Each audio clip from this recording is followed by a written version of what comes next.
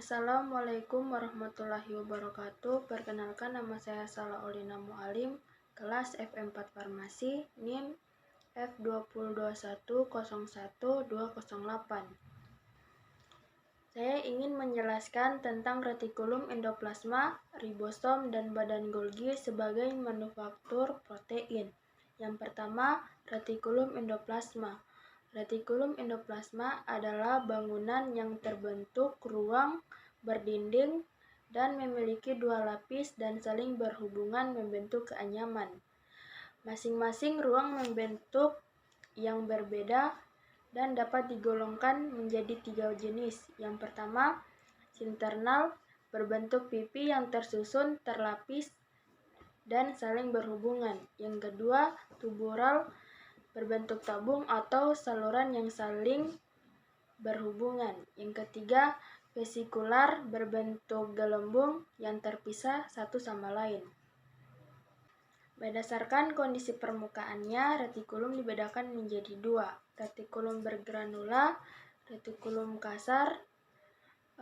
Yang kedua, retikulum tidak bergranula, retikulum halus. Retikulum kasar dapat berubah menjadi retikulum halus jika kehilangan ribosom dan sebaliknya. Yang kedua adalah ribosom. Ribosom adalah benda-benda halus yang terdiri atas nuklea protein dengan diameter 15-25 nanometer. Di dalam sitoplasma, ribosom terdapat dua bentuk. Yang pertama, bebas dalam matris sitoplasma. Fungsinya mengadakan sintesis protein yang akan digunakan sendiri oleh sel untuk pertumbuhan dan pembelahan sel. Yang kedua, menempel pada dinding membran gelembung-gelembung terutama retikulum endoplasma. Fungsinya mengadakan sintesis protein yang akan dikeluarkan dari sel melalui organel yang mempunyai fungsi sekresi. Ada kalanya dalam sitoplasma dijumpai ribosom yang tersusun berderet dengan satu sama lain dihubungkan oleh semacam benang halus yang dinamakan poliribosom. Dan ini mempunyai fungsi untuk mengadakan sintesis protein yang lebih kompleks. Fungsi utama ribosom mengadakan sintesis protein. Dalam melaksanakan tugasnya, ribosom dikontrol oleh inti sel yang menghasilkan RNA yang disebut messenger RNA atau mRNA dan dibantu oleh transfer RNA atau tRNA yang berfungsi untuk mengikat asam-asam amino yang ada dalam sitoplasma. Pada prinsipnya, ada tiga macam jenis RNA yang aktif dalam sintesis protein. Yang pertama, mRNA yang berasal dari inti sel. Yang kedua, tRNA yang terdapat bebas dalam sitoplasma. Yang ketiga, ribosomal RNA atau eRNA yang terdapat dalam ribosom. Kerjasama dari ketiga macam RNA akan menentukan jenis struktur dan sifat dari protein yang akan disintesis. Yang ketiga adalah badan Golgi. Badan Golgi adalah organel yang terdapat dalam sitoplasma dengan letak, ukuran, dan jumlah yang berbeda-beda antara sel yang satu dengan yang lain. Badan Golgi merupakan gelembung-gelembung berdinding membran dengan bagian-bagian. Yang pertama, sakula atau sisternal atau disebut juga diktiosom. Berbentuk gelembung-gelembung pipi, tersusun bertumpuk-tumpuk dan masing-masing saling berhubungan.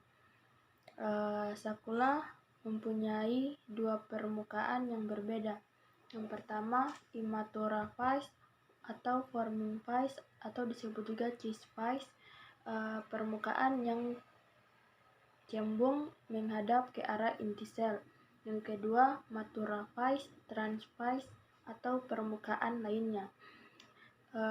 Dua, vesicle secretory atau vakuola berupa gelembung bulat atau oval dan terdapat pada tepi trans phase. Yang ketiga, microvesicle atau vesicle transfer, juga disebut transfer vesicle, berupa gelembung kecil yang terdapat di sekitar C-spike dan berasal dari retikulum endoplasma yang tidak bergranula. Proses transportasi protein pada badan Golgi. Yang pertama, transfer vesikel akan bergerak menuju ke arah C-spike dari sakula badan Golgi. Setelah menempel, maka membrannya akan melebur dengan membran sakula sehingga isinya akan masuk ke dalam sakula. 3. Dalam rongga sakula ini, maka protein akan mengalami perubahan-perubahan tertentu, terutama dalam komponen karbohidrat.